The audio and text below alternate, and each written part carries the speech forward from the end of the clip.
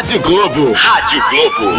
A rádio que vibra com você. Estúdios da Rádio Globo, jornalismo atuante da Rádio Globo, Juiz de Fora, Alberto Bejani. Boa tarde, Bejani. Boa tarde a você, a todos que estão nos ouvindo e até nos assistindo. Que essa semana seja uma semana de tranquilidade, principalmente na área econômica, né, que foi de tantas controvérsias a semana passada, que nós chegamos a um denominador comum, porque os 13 milhões de desempregados já não aguentam mais. E você multiplica isso por 4, porque cada um que está desempregado ele tem 4 dependentes. Essa é a posição natural. Mas eu gostaria, se você me permite, chegou uma notícia para nós agora há pouco, que o aeroporto da Serrinha foi rebaixado. Isso quer dizer o quê? O rebaixamento traz o aeroporto apenas para voos menores, ou seja, Learjet, Citation, King Air, são voos menores, são aparelhos menores que descem em Juiz de Fora, aeronaves menores, né? As maiores, evidentemente, ficam em Goianá. Mas o pior disso é que vem que o próximo passo é a interdição do aeroporto. E segundo a nota, estamos entre os 5 mais movimentados do estado. Será uma vergonha, com certeza será uma vergonha. É uma tradição de Juiz de Fora o aeroporto da Serrinha, que várias vezes tivemos voos até com aeronaves maiores, fazendo São Paulo, fazendo até Rio de Janeiro, fazendo Cabo Frio, fazendo Belo Horizonte, enfim, essa interligação para você ligar o resto do planeta. E, lamentavelmente, essa notícia nós vamos apurar, nós iremos buscar quais são as pessoas responsáveis para nos falar sobre esse assunto do possível encerramento do aeroporto da Serrinha. Com certeza, Bejani. Já começando o nosso programa de hoje com informação e te convidando para participar conosco através da nossa página no Facebook, facebook.com/Rádio Globo JF. Nós já estamos ao vivo com a live. Você acompanha essa transmissão também com imagens dos estúdios da Rádio Globo e deixe seu comentário, também a sua participação através do nosso Facebook. Bejani, dados que nós podemos acompanhar até 2018, de acordo com organizações não governamentais que tratam aí do tema de hoje, né, o aborto em todo o planeta, trazem para a gente aí que quase 60% da população mundial vive em países cujas legislações prevêem aborto em todas ou em algumas circunstâncias. E para a gente poder esmiuçar a situação do Brasil hoje, nós estamos recebendo 3 mulheres que são profundamente conhecedoras do tema, que vão poder aí também trazer para a gente seus pontos de vista, também os seus comentários e análises acerca deste tema, que é um tema muito delicado, Bejani. Muito delicado, nós já ouvimos esse tema inúmeras vezes por vários setores das autoridades, da comunidade em si brasileira. E uma matéria que saiu há pouco tempo na Folha de São Paulo diz o seguinte: contrários a qualquer tipo de aborto no Brasil atinge 41%. Isso está na Folha. 46% apoiam a ajuda financeira a vítimas de estupro que não abortarem, diz Datafolha. É uma pesquisa da Datafolha. Eu, evidentemente, tenho meu posicionamento, mas não estou aqui para colocar o meu posicionamento. Eu estou aqui para perguntar, porque eu sou um jornalista e a gente quer saber o que muitos que estão agora sintonizados também querem saber.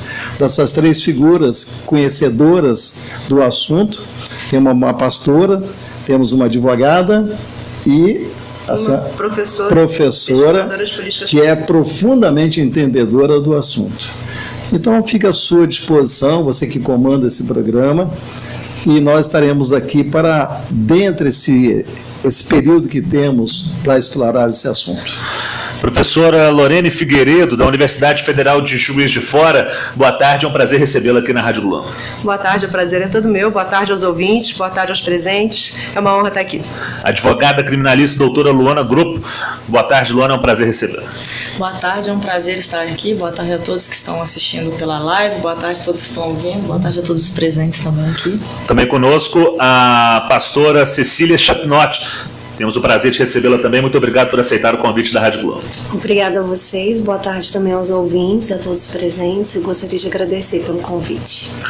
Para a gente começar esse debate, Bejane, eu gostaria de ouvir da nossa advogada, convidada que está aqui conosco hoje, advogada criminalista, entende profundamente das leis que cercam este tema. E para a gente até dar um norte neste debate, né, durante esta 1 hora, doutora Luana, como que a gente pode definir hoje a situação do aborto no Brasil? Sei que é um tema muito complexo que a gente vai debruçar, mas os dispositivos legais, o que está previsto hoje na nossa Constituição, no nosso Código, o que é o aborto, como é tratado o aborto no Brasil hoje, sob os olhos da lei? Legalmente falando, o aborto, a regra é que ele é crime, né? Ele é criminalizado hoje, né, no Brasil.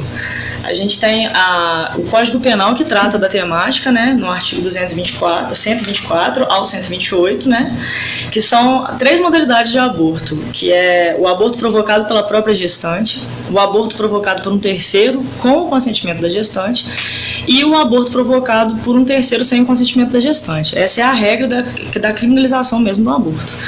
E a gente tem no próprio Código Penal, a gente tem dois artigos que tratam da exceção, que é nos casos que ele é permitido, o aborto é permitido.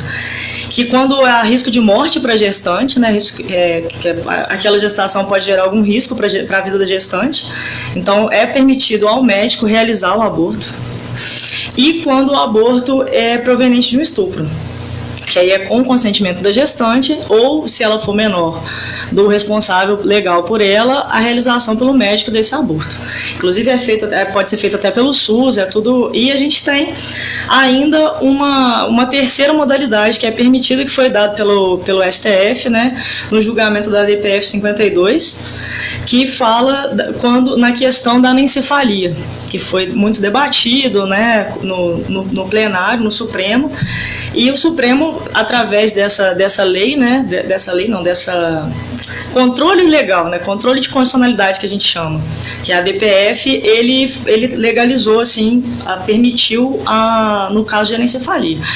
Então, hoje, legalmente falando, esse é o panorama que a gente tem, né? Agora a gente tem algumas visões, né, que o Congresso Federal está indo em uma direção e o STF em outra. Em 2016 a gente teve um julgamento de um habeas corpus pela primeira Câmara do Supremo, no qual foi debatido por alguns ministros essa questão da legalização do aborto, da descriminalização do aborto até o 3º mês de gestação, que foi a ministra... Isso quer dizer que pode fazer o aborto até o 3º mês. Isso, exatamente. Que poderia ser, em alguns poderia ser, qualquer caso, através da opção da gestante, da mulher, até o 3º mês de gravidez fazer o aborto. Sim, em clínicas mesmo do governo, particulares, mas que não teriam sanções por isso, entendeu?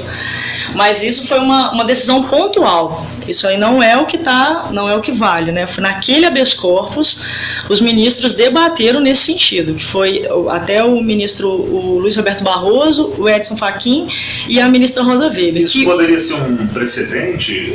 Tem um valor legal nesse sentido? Tem que, é o seguinte, agora a gente tem uma outra DPF, que é a DPF 442, que está sendo discutido. Foi a DPF proposta pelo PSOL, né, que tem até a ministra Rosa Weber como relatora da DPF, que está sendo discutido exatamente isso, a possibilidade da liberação, da descriminalização do aborto até o 3º mês de gestação.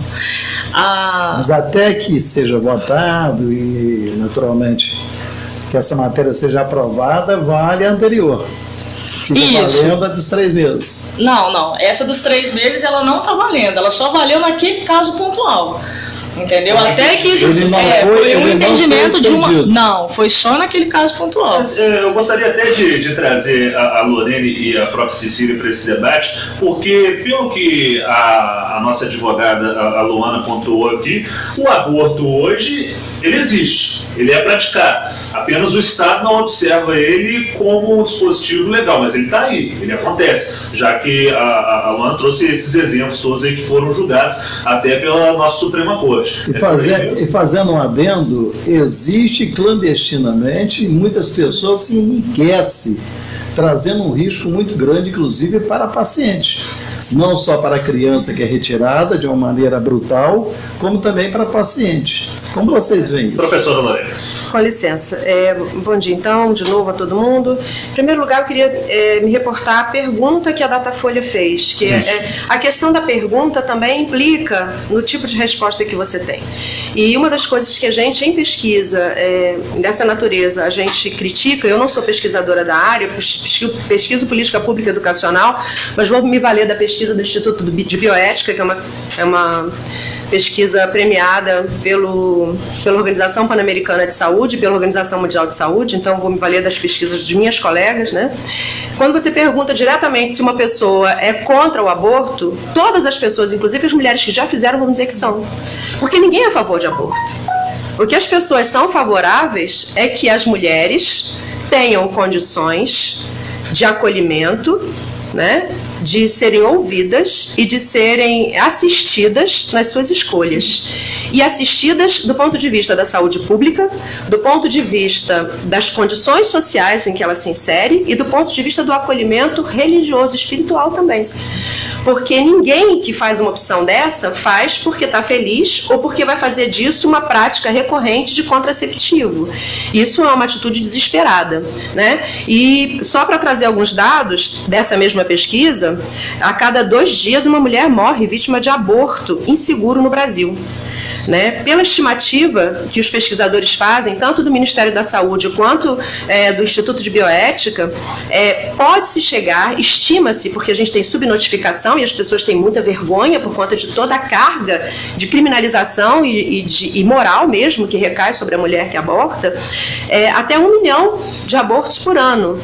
Na clandestinidade e em condições de criminalização. É um número bastante absurdo, né? Eu acho que é um caso de saúde pública muito grave. E essa é a 4ª maior causa de mortes de mulheres. A 4ª maior causa.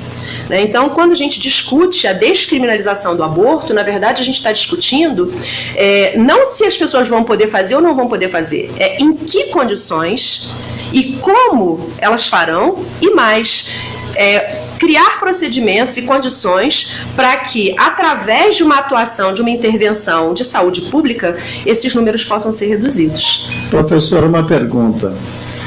Essa posição que a senhora colocou, esse número grandioso de 1 milhão, né, de pessoas fazem o aborto, eu vi uma frase, uma palavra ontem do Dr. Varela, da Rede do Sistema Globo, que diz o seguinte: quem é o primeiro ou a primeira contra o aborto é a própria mulher que faz. Sim. Isso condiz com a verdade? Condiz, porque nenhuma mulher quer chegar a essa condição. E os métodos contraceptivos falham. Os médicos são unânimes, inclusive você pode consultar médicas ou médicos, né, independente do gênero, quem atua na área vai lhe dizer, existe a possibilidade real de que mesmo fazendo todo o procedimento, até a laqueadura falha, né? Então, se isso acontece, por que a mulher tem que ser penalizada numa situação em que ela não deseja aquela gravidez, né? E tomando o cuidado de entender que em nenhum lugar, eu acho que nem textos bíblicos, você vai ver falar de primeiras semanas de gestação em uma criança. Nenhuma mulher aborta uma criança. As mulheres abortam um conjunto de células e se prevê que seja feito até o 3º mês, justamente porque ainda não tem sistema nervoso formado, central. Então você não tem a possibilidade de você ter dor, consciência, nada disso. É parte do corpo da mulher. Então, biologicamente falando, também não há que se falar em uma criança. E quem, em geral, faz as campanhas contra o aborto, usando a imagem de criança, está fazendo isso ou por muita ignorância ou por muita má fé. Justamente, até gostaria de ouvir da nossa pastora Cecília Chapinotti, que está aqui conosco e traz as suas opiniões também sobre o tema, que, como disse aqui a professora Lorena,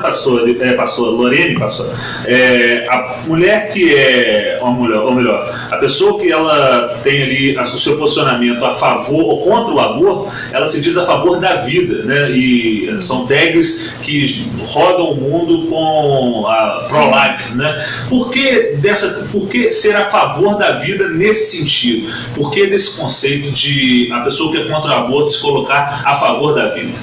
Então, o que a professora disse é muito importante.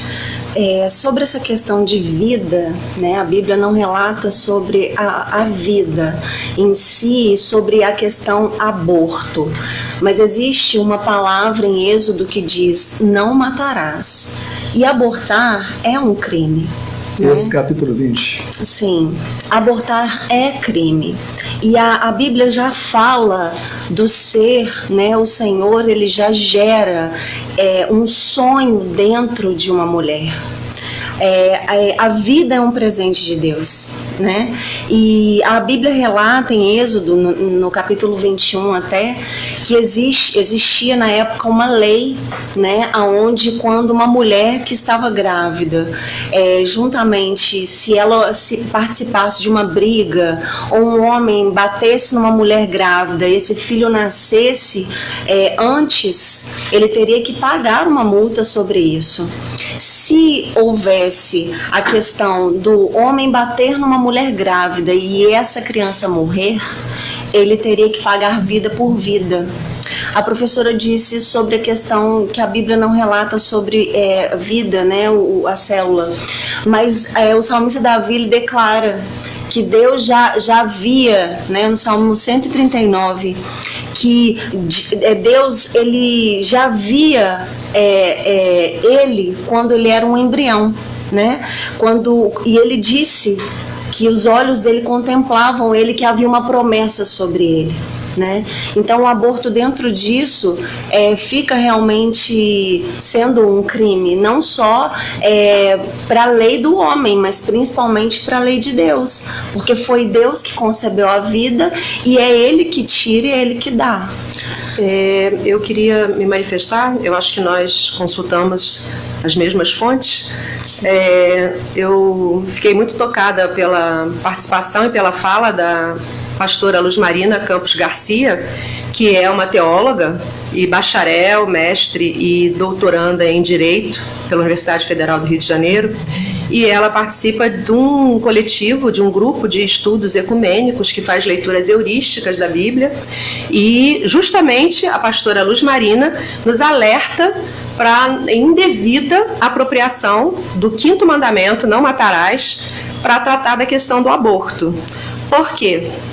Porque o mandamento do não matarás, ele não tem caráter de universalidade na Bíblia naquele momento histórico, né? E ela diz, inclusive, que era possível, eu separei aqui a fala de Luz Marina. Isso quer dizer ela que, diz que os mandamentos, eles são colocados em segundo plano? Ela diz que é possível, eu vou completar meu raciocínio e você vai entender. Só me responda se os mandamentos... Podia-se matar estrangeiros, inimigos de Israel, mulheres adúlteras, interromper a gravidez dessas mulheres se houvesse suspeita de adultério e de maneira alguma se referia a embriões, segundo as palavras de Luz Marina, teóloga da Igreja Luterana. Eu não sou teóloga, mas estou citando a fonte. E, por fim, ela diz que no Salmo 139, no capítulo 16, aquilo que a gente chama de embrião, quando é traduzido direto do hebraico, ela significa substância incompleta e imperfeita. Então, seria matéria-prima. Bom, agora eu vou aí, repetir. nesse sentido, né, eu queria só destacar que essa interpretação, ela é uma interpretação passível de discussão e de não aceitação. Bom, eu vou fazer uma pergunta como jornalista para a professora Lorena. A senhora destacou uma palavra de uma pastora e nos colocando, para todos os ouvintes, evidentemente, a que estamos assistindo também, de que os mandamentos não são colocados também nessa situação. Eu estou dizendo aquilo que está colocado na Bíblia e que é dito por uma pessoa que se dedica a estudar a Bíblia, que o 5º mandamento, não matarás, não tem caráter universal, nem lá onde ele foi colocado ele era universal, e que não se materializa como aplicável aos embriões. E eu acho que isso é um caso, por exemplo, para a gente pensar. Claro, quando a gente, e é para refletir mesmo, existe pesquisa genética com embriões. Existem milhares e milhares e bilhões de embriões congelados em câmaras de criogenia para os mais diversos fins. E as pessoas não se ocupam disso quando vão discutir se isso é crime, se não é crime. É ponto pacífico, né? É ponto pacífico que quando uma pessoa sofre morte cerebral, que não há mais nada o que fazer a não ser aproveitar os órgãos para transplante. Então, quando se fala de um embrião ou de um conjunto de células, de uma matéria imperfeita, como está no texto bíblico, em que você não tem sistema nervoso formado, aí então muda a discussão? A minha pergunta é para que a gente reflita como sociedade, né? Independente dos nossos credos, obviamente. Perfeito. Vamos para o comercial, né? Na volta, eu gostaria de deixar uma pergunta no ar para a pastora. A respeito disso. Os mandamentos, eles valem uma época, outra época não? O não matar é generalizado ou existe o não matar é fixo? Aquele que você não pode matar ou até os 3 meses não existe vida. 12h21, na volta do intervalo a gente abre o segundo bloco com essa temática, também a participação do ouvinte. Quero ouvir também a opinião da nossa convidada advogada, a Luana Grupo, e também estamos aqui com a pastora Cecília Chapinotti, com a professora da Universidade Federal de Juiz de Fora, Lorena Figueiredo. Então, um instante só na sequência do Debates na Globo, que trata do tema aborto, e você participa conosco, vai lá no Facebook, já temos várias dezenas de interações, então você continua mandando a sua pergunta aí, que a gente vai trazer aqui no decorrer do programa. Um instante só. Debates na Globo. Oferecimento Interconstrutora e Hotel Green Hill.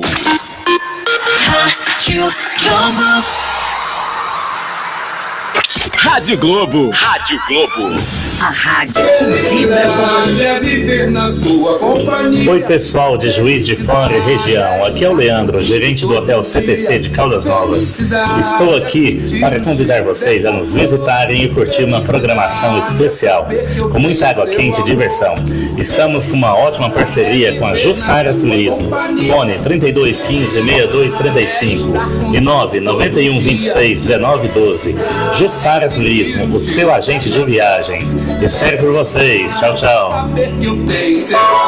Ter as contas em dia, não se preocupar com imprevistos ou estar sempre preparado para emergências de última hora é super! E para ser super, você, servidor público, aposentado ou pensionista do INSS, faça um super consignado Bradesco e ainda concorra a 1 milhão em prêmios. Veja a sorte sorrindo para você. Contrate pelo app ou fale com um de nossos gerentes. Seja super! Certificado de atualização CETEL 04-001-624-2019. Crédito sujeito à aprovação e margem consignável disponível. Consulte o regulamento. Para sua construção ou reforma, venha para a Eletrolumbre. Na Eletrolumbre você encontra um excelente atendimento e tudo o que precisa em materiais elétricos há 26 anos. Padrão CEMIG, ventiladores, chuveiros, lustres, lâmpadas de LED e muito mais. Traga agora seu orçamento. Não perca tempo. Financiamos tudo em até 6 vezes no cartão sem juros. O melhor preço está aqui bem pertinho de você na Avenida Getúlio Vargas, 490, quase esquina com a Marechal Deodoro. Telefone 3232-6140. 3232-6140. Só Motor Retífica. Retífica para motores a gasolina, álcool e GNV. Vá a Só Motor Retífica e procure o trio Paradadura, Pior Manuel Coca. A Só Motor oferta uma grande quantidade de peças originais para motores na linha leve com preços promocionais. Só Motor Retífica. Coronel Vidal 455 e Mariano Procópio. Telefone 3217-9114. Só Motor Retífica. Com o UCI Unique, você tem vantagens todos os dias na UCI Cinemas. Tem pipoca promocional, espetáculos com meia entrada e sempre um filme de estreia com preços de quem é único. Isso sem falar no Unique Day, um dia da semana com descontos imperdíveis. Compre agora seu cartão nos cinemas UCI e de cara ganhe o ingresso ao final do cadastro. UCI Unique, benefícios únicos para quem curte cinema. A rádio que vibra com você. Debates na Globo. Oferecimento Interconstrutora e Hotel Green Hill.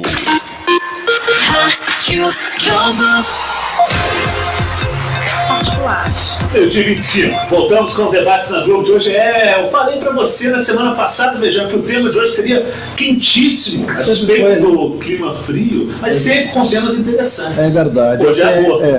Chegou uma pergunta aqui que fala assim: independentemente da religião e da legislação existente, hoje, as mulheres, principalmente os pobres, estão tendo acesso às políticas públicas de prevenção de gravidez e interrupção em caso previsto na lei? O Brasil está preparado para atender essa demanda das mulheres? Estamos aqui com a professora... Mas antes você tem uma pergunta que foi feita para a pastora. Sim, justamente. A pastora Cecília fala da última pergunta que vinha, Bejane, trazer ainda a pauta que envolve a moral e a religião. Se com 3 meses você não tem vida, né? Essa foi a pergunta colocada para a pastora. Sim, a vida sim, claro.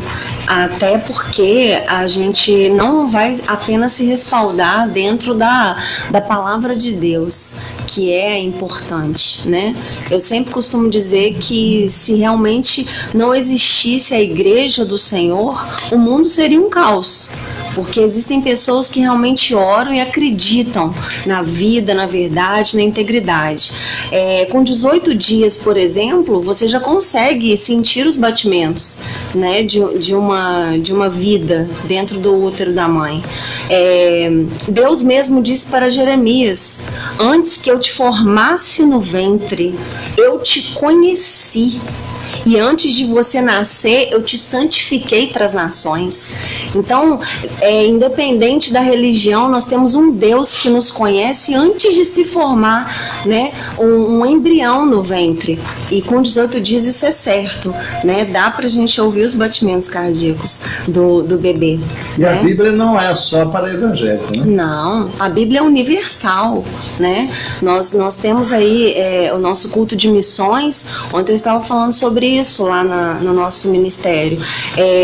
Nós precisamos levar a verdade para a população, né? Porque as pessoas precisam o quê? A gente trata muito o que acontece, né? Abortos clandestinos, tudo que vem contra o que já aconteceu. A gente precisa prevenir, né? E a prevenção, a igreja também precisa prevenir. Ela traz não somente a religião, né? Eu não gosto de falar de religião, porque Jesus não é religião, né? Eu gosto mesmo de trazer a prevenção para a sociedade. Para as pessoas que não entendem, religião quer dizer religar. Sim, e a religião, ela separa as pessoas. Eu acredito que Jesus, ele veio para unir.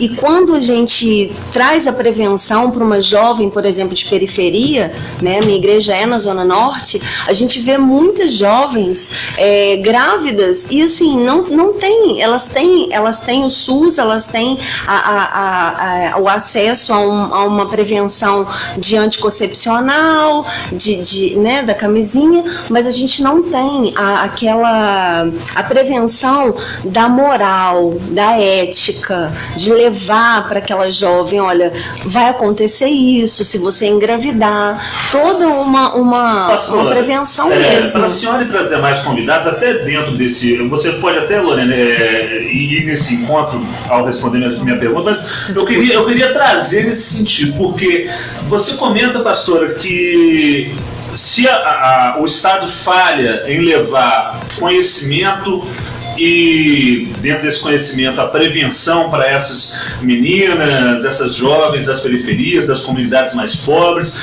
e, a despeito disso, ainda existe também, me corrijam se eu estiver errado, principalmente que a advogada e a professora, classes sociais mais abastadas que passam pela questão do aborto, mas aí procuram na clandestinidade algo mais seguro. Sim. Quanto essas meninas que não têm a assistência do Estado, que vão depender também da benevolência de outras partes, acabam se entregando a métodos mais perigosos e aí por isso morrem mais do que as mulheres de classe mais abastada. Isso é uma realidade, se existe mesmo, ou é um senso comum? Eu queria partir, é uma realidade que você vai falar. Né? É o seguinte, a questão da descriminalização, ela vai além da questão moral, porque é o seguinte, o Estado, ele não dá àquelas pessoas formas de se precaverem, e ele ainda sanciona aquelas pessoas que, por falta de conhecimento ou por incapacidade dos métodos contraceptivos de ser totalmente eficazes, ela ainda sofre uma penalidade de ter que levar aquela gestação até o final. Então, sim, pegando o gancho da pergunta que foi feita, eu acredito que o Brasil tem sim chance, condições de atender todo, porque o Uruguai, que era um país em 2012 bem menos desenvolvido do que a gente, conseguiu fazer, e em 2016 ele conseguiu zerar o número de mortes, exemplo, né? de mortes de mulheres por questão de aborto. E hoje as pesquisas apontam que as pessoas procuram bem menos o Estado para abortar e muito mais para um acompanhamento familiar. Então, assim, o que a gente o que o PSOL apresenta nessa ADPF que está para ser votado no STF, não é a questão não é a questão da banalização do aborto, né, da banalização da vida, mas é a questão do respeito à mulher e do respeito principalmente às mulheres que não têm condições financeiras. Geralmente a família é responsável de falta de apoio fazer com que a mulher vá fazer o aborto? A família... a família não dá apoio, não abraça aquela causa daquela filha, ou daquela neta, ou daquela sobrinha. Eu não vejo a família como culpado nesse sentido, não. Esses dados a gente nem tem como precisar. Às vezes a família nem sabe que aquele jovem está passando por aquela situação, né? E a gente se esquece também uma coisa que a doutora falou, que eu acho muito importante. O ser humano, ele é psicossomático. É muito melhor a gente prevenir, né, trazer uma prevenção para o ser humano, porque, na verdade, as mulheres elas sofrem traumas muito maiores após o aborto. Então, essa prevenção de ajudar, de aconselhar, de levar a mulher a pensar se ela pode realmente ter um filho, até mesmo em questões de estupro, né? Eu tenho experiências com isso dentro do Ministério. Meninas que foram estupradas, que ficaram grávidas, e ali nós conversamos, nós orientamos, chamamos a família. Isso é algo muito importante, porque depois vai ficar um trauma dentro daquela jovem, ou da mulher, né, para estar abortando uma vida que já está dentro dela. Bom, eu queria me manifestar. Em primeiro lugar, eu queria dizer que só no Brasil, de entidades religiosas que se manifestam, inclusive favoráveis à descriminalização, quer dizer, a não punição da mulher que aborta, é disso que nós estamos falando, né? Existem budistas, israelistas, muçulmanos, católicos, espíritas, evangélicos, candomblecistas e umbandistas, entre outros, o que prova que não, a Bíblia não é universal e isso independe do meu credo, porque eu fui educada como cristã, mas isso independe. A Bíblia não é universal. Então ela não pode ser tomada... Não, isso é um dado da realidade. Se eu digo tem budistas, israelistas, muçulmanos, católicos, espíritas, evangélicos, candomblecistas e umbandistas, eu não posso considerar que aquilo que é objeto da minha fé seja uma lei universal. E isso é um elemento. Isso é um elemento do ponto de vista da religiosidade. Quando a gente fala do Estado, isso se torna mais grave ainda, porque o Estado brasileiro é laico.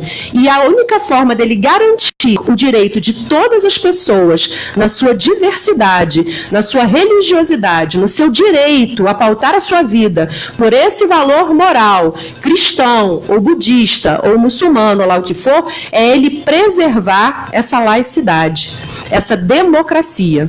Então, nesse sentido, eu queria limpar esse meio de campo em primeiro lugar. A outra questão é que quando a gente fala aqui de todos esses elementos que a gente vem trazendo, da questão da saúde da mulher e tudo, nós estamos falando com base nas pesquisas de pessoas que são da área médica. A outro elemento que aparece aqui no debate é que toda vez que a gente fala em prevenção, a gente fala da menina. E isso já é um problema, porque eu não conheço nenhuma mulher que tenha feito uma criança sozinha. E isso, para mim, é o mais grave. Quando se fala em educar alguém, se fala em educar a menina para ela não engravidar. Quando a gente fala em proteger a vida, a gente não fala em proteger a vida da mulher que, por exemplo, sofre o estupro. né? Nós temos 135 estupros por dia no Brasil. E a gente sabe que esse número é subnotificado, né? O Ministério da Saúde calcula que os casos podem representar só 10% do total. Dados do Anuário Brasileiro de Segurança Pública dizem que 49.497 casos de registro de violência contra a mulher pelas polícias brasileiras, né? E nós temos 22.918 nos registros do SUS. Considera-se a subnotificação para avaliar que são 300 mil a 500 mil estupros por ano. Desses casos, 51,9% das meninas vítimas de violência sexual têm entre 1 e 5 anos. Entre 2011 e 2017, segundo as informações do Sistema de Informação de Agravos e Notificações, que é ligado ao Ministério da Saúde, 83.068 casos eram de 0 a 9 anos. 74,2% eram meninas. 25,8% meninos e 3,3% tinham algum tipo de deficiência. Mas sabe o que é pior? É que 71,2% desses casos aconteceram na residência. Então, eu acho que o que a gente está discutindo aqui é quem é punido, no final das contas, na sociedade, por ter o privilégio de gerar vida. Porque, no final das contas, nós não estamos discutindo aqui a prevenção, o cuidado, o acolhimento da mulher que, inclusive porque fica traumatizada, queira abortar numa situação de extrema violência. Porque mais de 33% dos casos é recorrência de violência sexual. Mas no caso da violência sexual já está previsto que não é crime. Já está.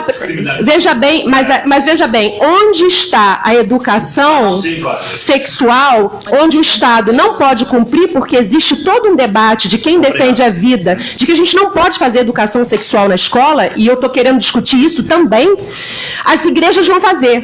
E as igrejas vão defender o quê? Que essa mulher que foi estuprada, que foi violada, que não teve nenhum dos seus direitos como cidadã respeitados, ainda por cima carregue no ventre o fruto da sua violação. E isso, para mim, é o mais grave. Que essa garantia não seja dada do ponto de vista laico. Não tem que ser igreja a fazer esse tipo de trabalho, e a pastora vai me desculpar nisso. Eu sei que isso é uma atitude emergencial e desesperada de quem quer fazer o bem e que quer cobrir algo que o Estado não fez. Justamente. Mas isso não pode ser argumento para perenizar essa situação. O que nós temos que discutir e pautar a nossa ação é pela defesa da laicidade, da atuação do Estado nesses lugares. A Luane está na fila para falar? Eu acho que ela vai falar. Só eu gostaria de fazer uma colocação. Se a igreja não pode abraçar essa causa que é abandonada pelo governo, como ficaria? Pior ou não? Bom, o senhor já foi prefeito e já foi vereador e já conhecemos como é que funciona o sistema de legislativo dessa cidade. Acho que nós temos que pressionar para que a política seja feita e seja cumprida, porque recurso tem. O que não se tem é a prerrogativa política de atender esse setor. Deixa eu só responder, porque eu fui prefeito com muito orgulho por 2 vezes, e na minha época tínhamos o programa social abrangendo essas meninas. Tanto é que nós criamos o Pró-Criança e o Pró-Grávida na MAC, para dar assistência a essas pessoas. Voltando ao assunto da questão legal do tema, a gente tem 2 problemas em relação ao estupro. Sim. O primeiro deles é que hoje tem um projeto de lei tramitando no Congresso Nacional que criminalizaria também a mulher na situação de estupro. E o segundo problema, também peço licença e desculpa pela questão religiosa, é a questão real, exatamente da interferência da igreja, da questão da moral. Porque para a mulher conseguir abortar nessa situação de estupro é extremamente difícil. Não é simples, ela chega no SUS e fala, eu fui estuprada, eu quero abortar. Não é uma situação simples. Então, por mais que seja descriminalizado, a gente tem situações muito complicadas. Primeiro, a questão da mulher falar que foi estuprada. Já é uma situação que a gente não tem os dados, pouquíssimos dados, né? Não é por medo, vergonha, tabu, né? E a questão do que a Lorena destacou, que você até falou da questão, o Bejane perguntou, que acabam as mulheres da sociedade mais pobre, pobres que acabam fazendo o aborto. A gente teve a discussão em 2018 da DPF 442, né? Que a gente teve 2 dias de audiência pública no STF. Vários pesquisadores deram informações.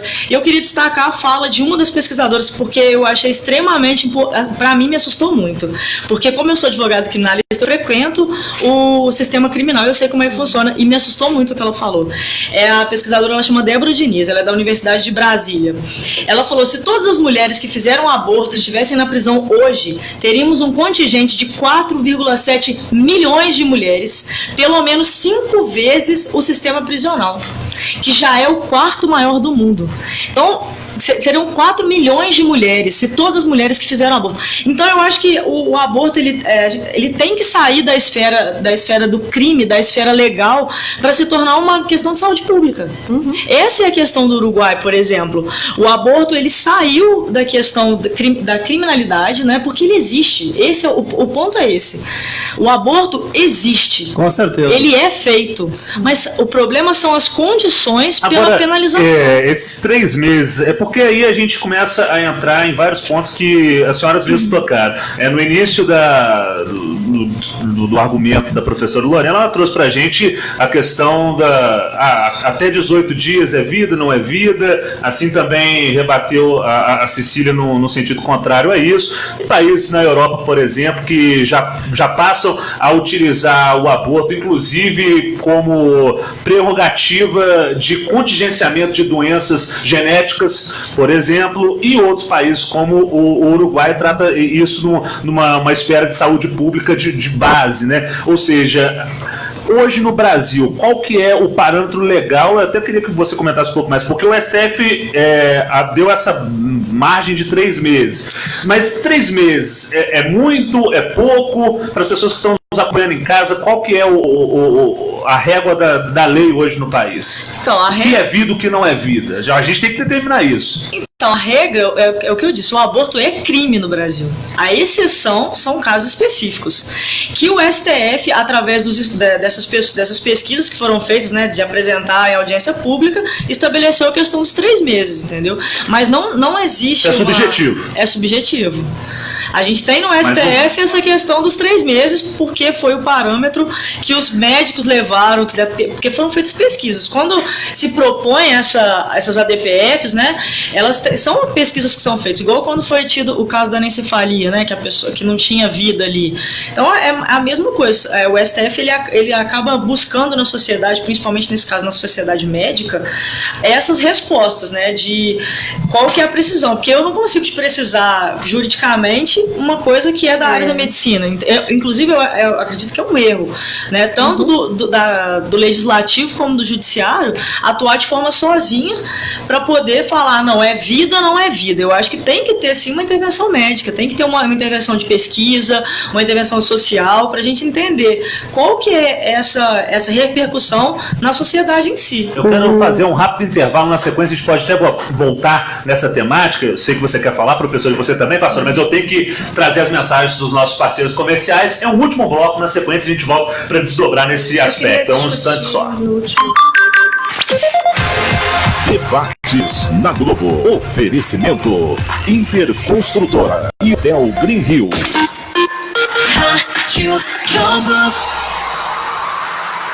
Vacinar é um ato de cuidado com você e sua família. Prevenir é o melhor remédio. Por isso, o Laboratório Cortes Vilela, mantendo o seu pioneirismo, inaugura seu serviço de vacinas e imunoterapia. Temos todos os tipos de vacinas de acordo com sua idade e sua necessidade, inclusive da gripe, dengue e febre amarela. Além, é claro, da melhor equipe para lhe atender e de uma experiência de 90 anos trabalhando pela saúde de Juiz de Fora e região. Consulte-nos pelo telefone 32 39 50 35. Cortes Vilela. Laboratório, vacinas e imunoterapia. Novo, chegou a Juiz de Fora, Recanto das Bromélias, o lugar certo para viver a sua terceira idade.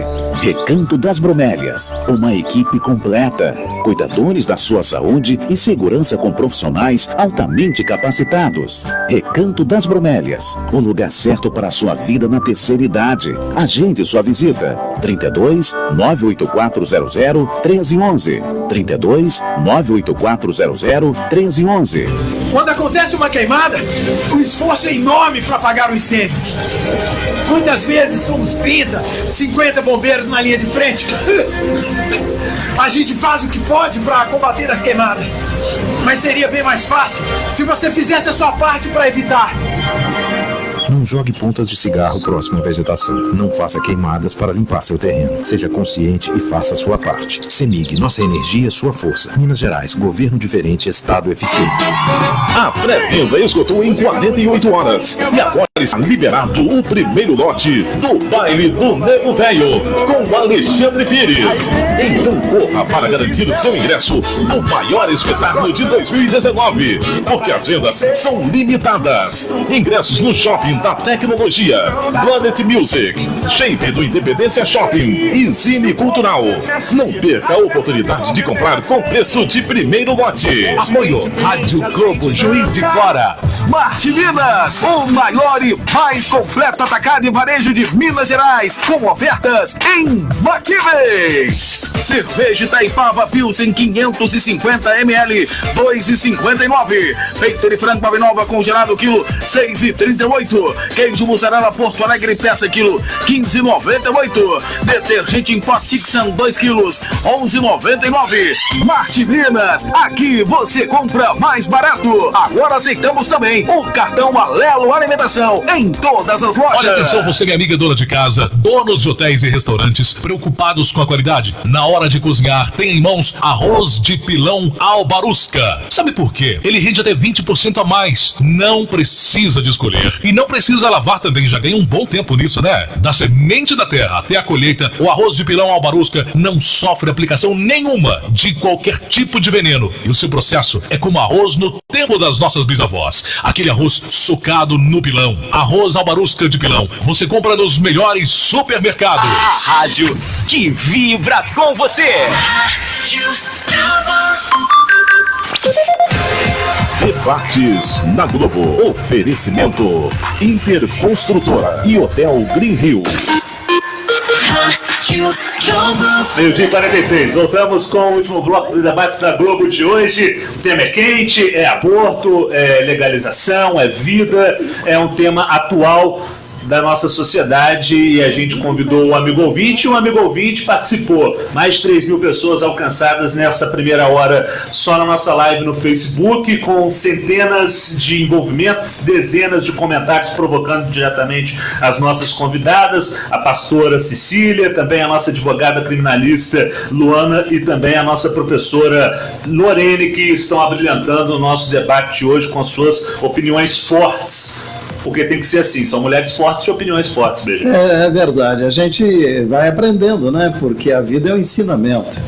Né? Mas eu gostaria de ouvir da pastora a respeito desse assunto mesmo, que é o aborto e a saúde, né? A saúde pública. As igrejas evangélicas se preocupam com a saúde pública para que essas mulheres possam ser acompanhadas. Sim, se preocupe. Respondendo, doutor Bejane, a resposta da professora, eu acredito que dá para unir Estado e igreja, sabe? Por quê? Porque a igreja, ela leva a mulher a ter uma consciência, né? Não só, muitos abortos são feitos por irresponsabilidade, né? Alguns, igual eu estava fazendo uma pesquisa, 59 milhões de vidas no mundo morrem hoje e 42 milhões de mulheres também são agredidas pelo próprio aborto. Quer dizer, 42 milhões no mundo inteiro, né, são de crianças que foram abortadas no mundo. Então o aborto mata mais do que qualquer outra coisa. Então, assim, nós, como igreja, né, como cristãos, a gente defende realmente a não legalização. Por quê? Primeiro porque é crime, né? Mas nós temos que levar as pessoas à consciência de que se vocês têm uma vida dentro de si. Por quê? Porque a mulher, o bebê, quando ele está dentro da mulher, ele está em simbiose com a mulher. O bebê, ele é o ser ativo da situação. O bebê, ele está protegido por uma membrana. Não é só na parte teológica que a gente coloca, mas pela saúde. Como o senhor mesmo disse, saúde precisa andar com a igreja. É um conjunto de coisas. vidas. E a igreja leva as pessoas à consciência de: eu não vou matar uma vida, eu não vou tirar uma vida, né? Aquilo é precioso, né? E o bebê, ele faz esse papel ativo na mulher, né? A mulher, ela tem sim, existe aí um projeto que é o Brasil Sem Aborto, né? Que existem várias casas que acolhem as mulheres que não querem ter os filhos, que querem abortar. Então ali elas são orientadas olha, vai acontecer isso, a consciência. Essas casas também ajudam a igreja, né? Nós temos uma que é a Vitória em Cristo, que é do pastor Silas, todo mundo conhece. Ele tem uma casa Silas de que ele Malafaia, apoia. a senhora está falando?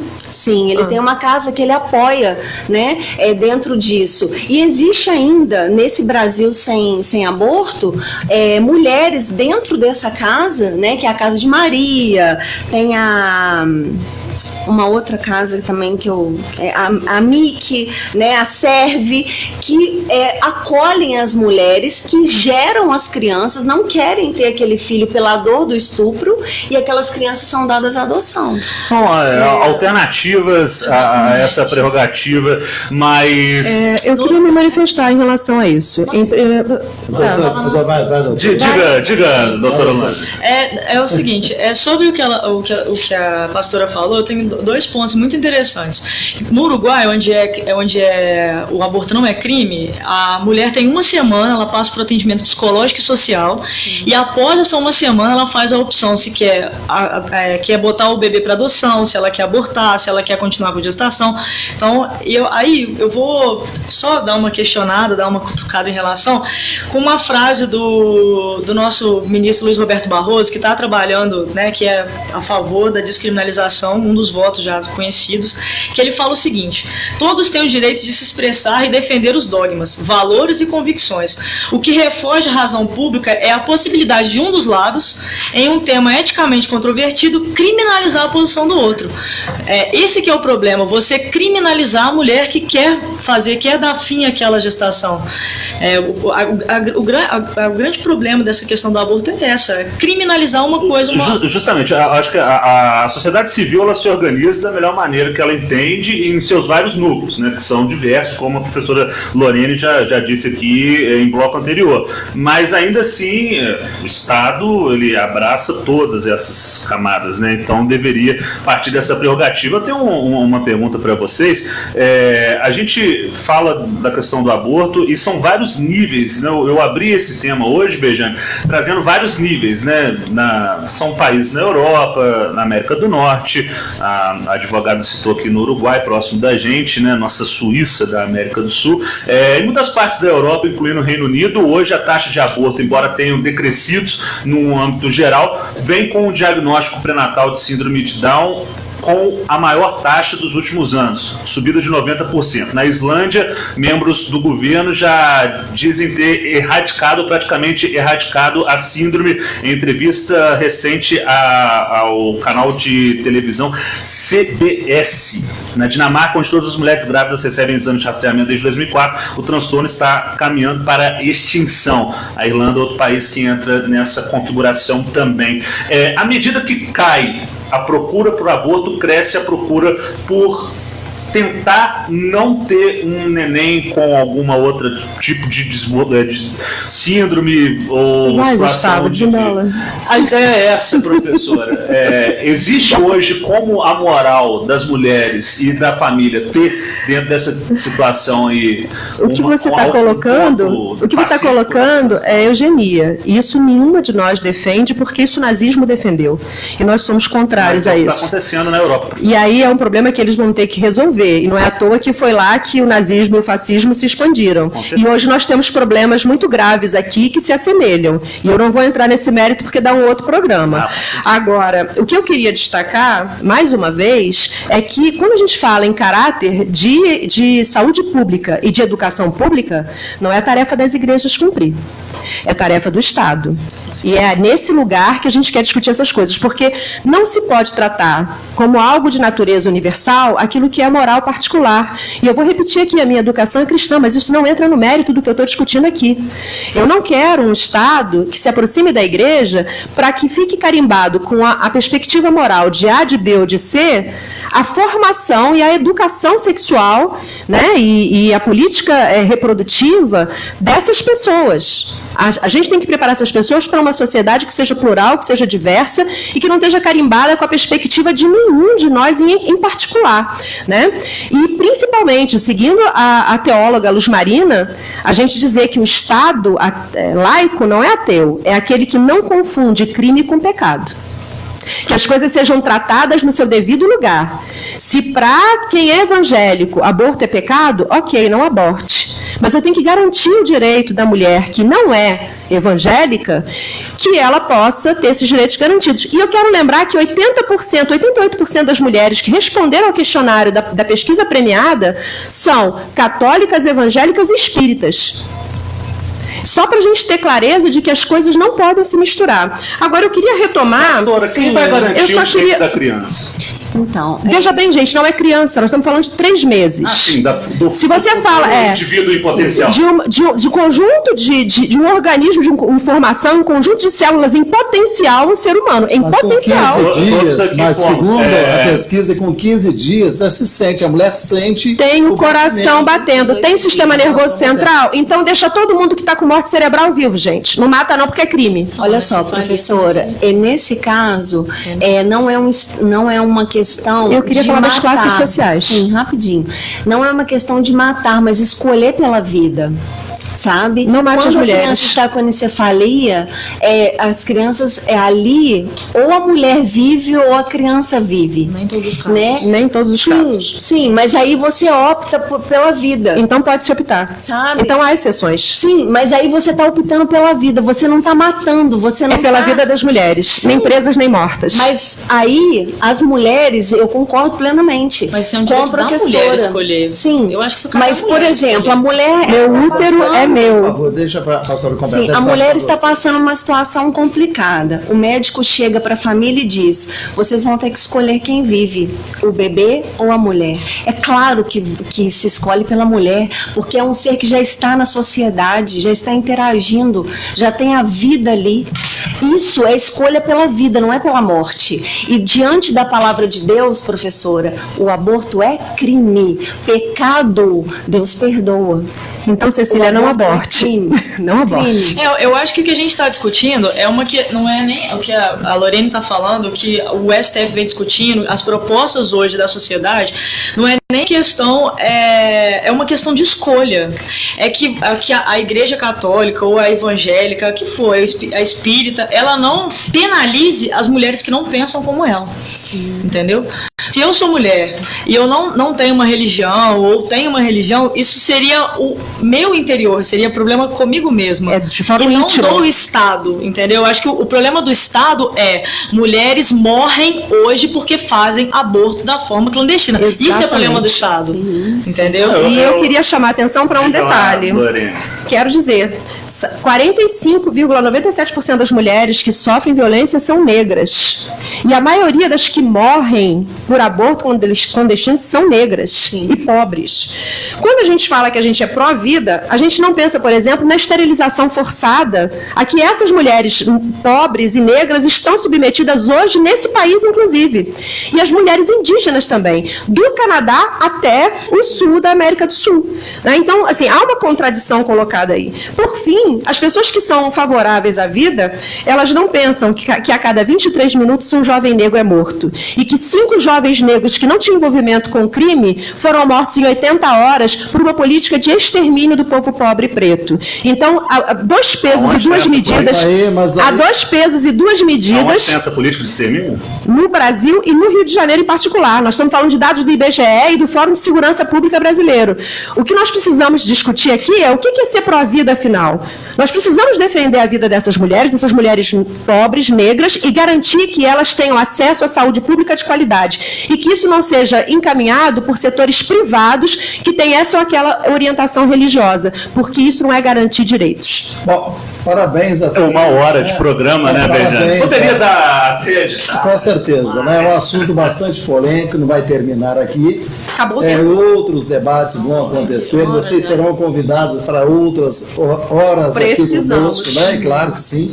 E ficamos bastante alegres de ver que são mulheres formadas, mulheres conhecedoras, estudadas, pesquisadoras, que trazem os seus posicionamentos. Sofridas, é claro, evidentemente, né? Aliás, todos nós estamos sofridos hoje nesse Brasil. Bom, e dizer ao meu amigo, né, que você é o nosso convidado lá, o Moreno ligou há pouco, lá para o Green Hill, né, para você passar um dia lá no Green Hill, que é o hotel ali da Deusete Salgado, onde você vai ter a melhor alimentação, o melhor lazer, o lugar separado, silencioso para você ler um bom livro, para você buscar o conhecimento intelectual cada vez maior e para você ter, se você tem filhos, levar seus filhos para ficarem à vontade na piscina, no lazer completo que existe no Green Hill, lá na Deusete Salgado. Recado dado, Alberto Bejane. Temos 1 hora em ponto. Queria agradecer aqui a pastora Cecília, que trouxe aí as suas opiniões para nós. Excelente tarde, muito obrigado. Obrigada a vocês pela oportunidade, uma boa tarde. Queria agradecer também a professora Lorene Figueiredo, da Universidade Federal de Juiz de Fora, que trouxe seus pontos de vistas e também trouxe também a participação aqui na Rádio Globo à tarde. Educação sexual para decidir, anticoncepcionais para não abortar e aborto legal para não morrer, nem presas nem mortas. Obrigado, professor. Também a advogada Luane Grupo. Muito obrigado por sua participação. Eu que agradeço pelo convite. Boa tarde a todos. E a você que nos acompanhou, 1 em ponto na Globo, mais de 3.000 participações no Facebook, não dá para registrar todas. Eu fico aqui com essa grande tarde do ouvinte AM 910. Boa tarde. Até amanhã. Tchau, tchau. De segunda a sexta, na